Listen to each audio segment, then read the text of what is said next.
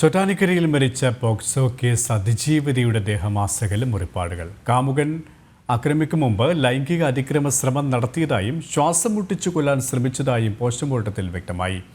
കാമുകൻ അനൂപിനെതിരെ നരഹത്യാ കുറ്റം ചുമത്തുമെന്ന് അന്വേഷണ ഉദ്യോഗസ്ഥൻ വ്യക്തമാക്കി. ഇന്ന് രാവിലെ 10ഓടെയാണ് സ്വകാര്യ ആശുപത്രി മോർച്ചറിയിൽ നിന്നും ചോറ്റാനിക്കരയിലെ പോക്സോ കേസ് അതിജീവിതയുടെ മൃതദേഹം പോസ്റ്റ്മോർട്ടത്തിനായി കളമശ്ശേരി മെഡിക്കൽ കോളേജ് മോർച്ചറിയിൽ എത്തിച്ചത്.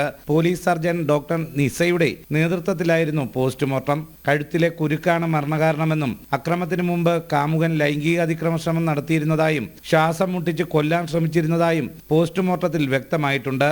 ഇതിന്റെ അടിസ്ഥാനത്തിൽ കുറ്റകരമായ നരഹത്യാകുറ്റം പ്രതിക്കെതിരെ ചുമത്തുമെന്ന് അന്വേഷണ ഉദ്യോഗസ്ഥനായ ചോറ്റാനിക്കര CI KN മനോജ് പറഞ്ഞു. സ്ട്രാങ്കുലേഷൻ ആണ്, പക്ഷേ പ്രതി ശ്വാസം മുട്ടിച്ചിട്ടുണ്ട്. അതുപോലെ തന്നെ സെക്ഷൽ അറ്റംപ്റ്റ് നടന്നിട്ടുണ്ട്.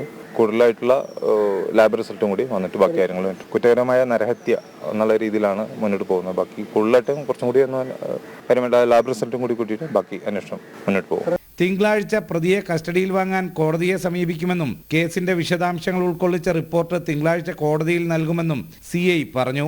കാമുകന്റെ ക്രൂരമർദ്ദനത്തിനിരയായി ചികിത്സയിലിരിക്കെയാണ് പെൺകുട്ടി മരണപ്പെട്ടത്. പെൺകുട്ടിയുടെ വീട്ടിലെത്തിയാണ് കാമുകൻ അക്രമം നടത്തിയത്. അബോധാവസ്ഥയിലായ പെൺകുട്ടിക്ക് 16 മണിക്കൂറിന് ശേഷമാണ് ചികിത്സ ലഭ്യമാക്കിയത്. ചികിത്സ വൈകിയതും മരണത്തിന് വഴിവെച്ചതായാണ് നിഗമനം. പോസ്റ്റ്മോർട്ടത്തിന് ശേഷം വീട്ടിലെത്തിച്ച മൃതദേഹം പിന്നീട് തൃപ്പൂണിത്തറ നടമേൽ പള്ളിയിൽ സംസ്കരിച്ചു. ജനം, കൊച്ചി.